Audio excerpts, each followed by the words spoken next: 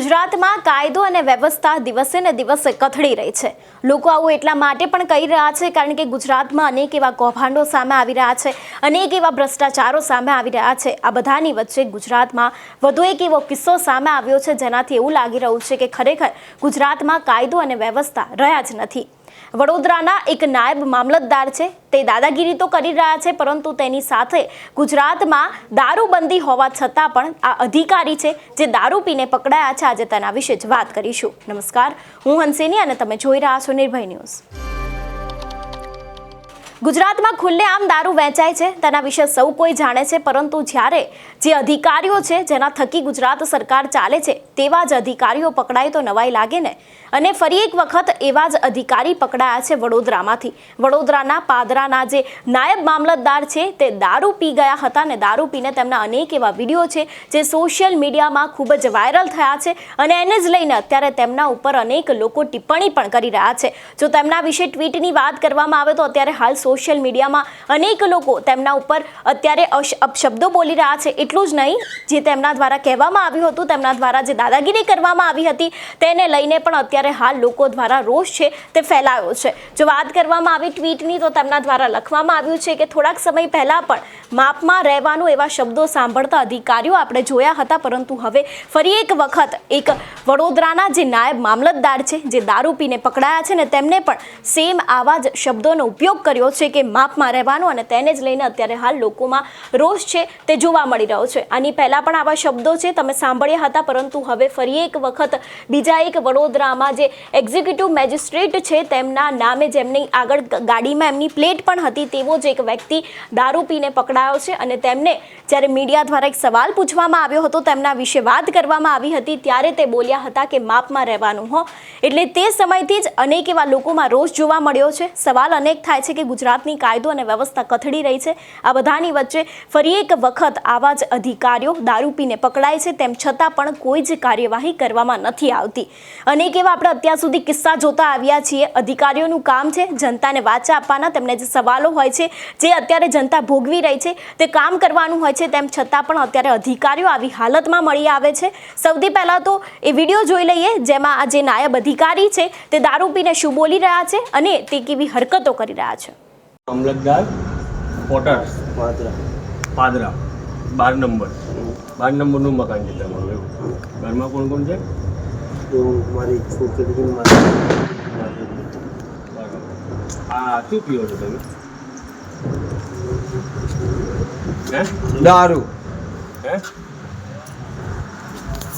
આમ કઈ tension mention છે તમને? કઈ અમે કઈ તમને એમ કઈ રીતે નહીં પૂછતા કે તમને એવું કઈ રીઝન છે કે તમે દારૂ પીવો છો? રીઝન એક જ છે બોલો કે મેં માનવતાના નાતે કોમિતો પણ અટકાવવા માટે બે નાલાયક જૈન બહેનો, જ્યાં લોકો મને હિન્દુ કહે છે, જૈન બહેનોને મેં જેલમાં ધકેલી જેલમાં 15 દાડા ધકેલ્યા। 15 દાડા જેલ મોકલી દીધા। બરાબર। પછી મને કોઈ હિન્દુ મુસ્લિમ એવો કોઈ ભેદ નહીં, મને કોઈ ભેદ છે માનવતાનો, કોઈ માણસ નિર્દોષ બરાબર। એમને તો શું કરેલું તમારા પર? છે મેં એમને આરોપ લગાવ્યો હતો તમારો? નીરજ જૈનની વકીલોએ મારા પર આરોપ લગાવ્યો। કેવો આરોપ લગાવ્યો હતો? આરોપ લગાવ્યો છે એવો કે તમે હિન્દુવાદી માણસ છો ને એટલે તમારા પર હિન્દુ માણસોની તરફેણ કરો। મને હિન્દુ મુસ્લિમ એવું કોઈ માણસ આવી જાય પૂરું તમારે, એવું ને? કોઈ માણસ નિર્દોષ ના મરે ને એ મારો નહીં છે। બરાબર, સાચી વાત તમારી।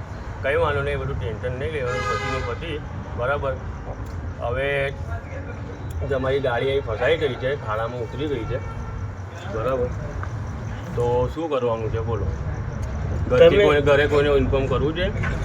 તમે કોઈ એમ કરવું છે મારે? હું તો કહું છું તમે તમારા ઘેર ઇન્ફોર્મ કરી દીધો અને હોટલમાં જઈને તમે શું જાઓ, કંઈ વાંધો નહીં। મિસિસે માદર ચોથ છે, ભોસડીને ને એવું કહેશો ને તો એવું કહેશે કે તારા માટે 2 છોકરા જડ્યા પડી ઉડી જાણે।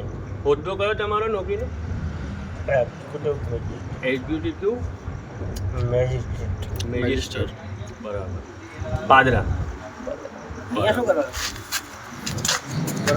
અહીં શું કરવા આવે?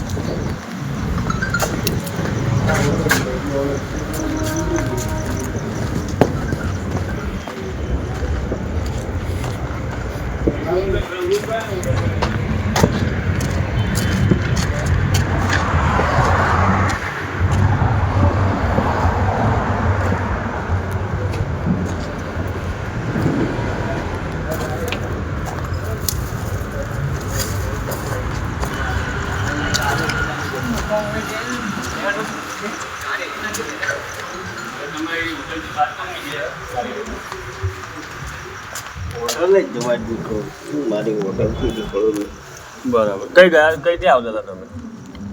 પાદરાથી આવું હમણાં કઈથી આવતા હતા તમે? એમ હોટલમાં રૂમ કેમ બુક કરાવ્યું હતું તમે?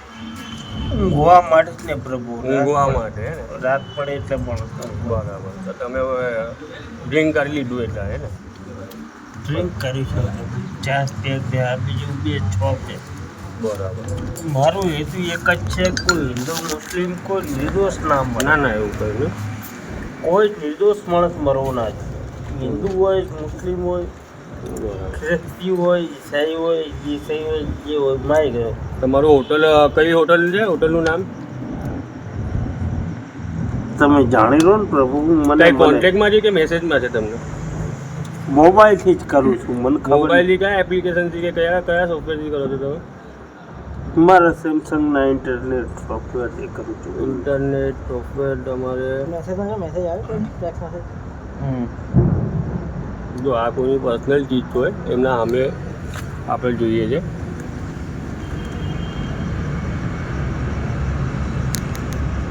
વોટ્સઅપ પર કર્યું હતું તમે? વોટ્સઅપમાં મેસેજ આવ્યો છે? આ છે ને કીધું શું પાસવર્ડ શું હતું તમારું બોલનું?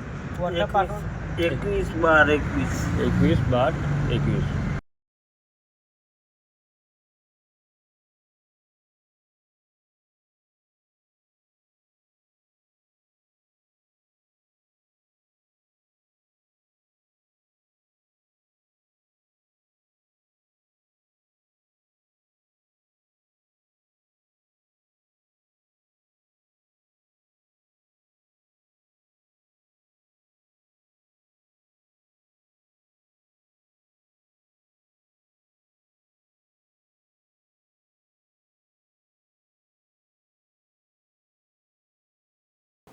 ગુજરાતમાં દારૂબંધી હોવા છતાં પણ ગુજરાતમાં દારૂ આવે છે ક્યાંથી તે સવાલ દરેક લોકોના મનમાં હોય છે.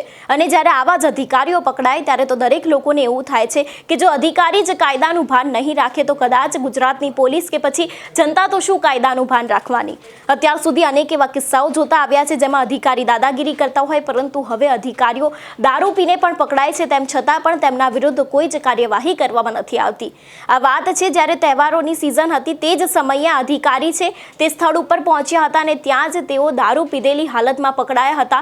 તે એટલા બેભાન અવસ્થામાં હતા કે પોલીસે તેમને ઉઠાડવા માટે તેમના મોઢા ઉપર પાણીનો છંટકાર કરવો પડ્યો હતો. ત્યારે જઈને આ જે અધિકારી છે તે ઉઠ્યા હતા. હવે અધિકારીને ભાનમાં લાવવા માટે પોલીસે આટલી કામગીરી કરવી પડે તો પછી આ અધિકારી કદાચ જનતાની જે પ્રશ્નો છે તેને વાચા ક્યારે આપશે તેવા પણ અનેક સવાલો ઊભા થાય છે. ગુજરાતમાં કાયદો અને વ્યવસ્થાની જે અત્યારે કથળતી સ્થિતિ છે તેનું વધુ એક ઉદાહરણ આજે નાયબ મામલતદાર છે તેના ઉપરથી લાગી રહ્યું છે. તમારું શું માનવું છે આ વિષયને લઈને અમને કમેન્ટ કરીને ચોક્કસથી જણાવજો.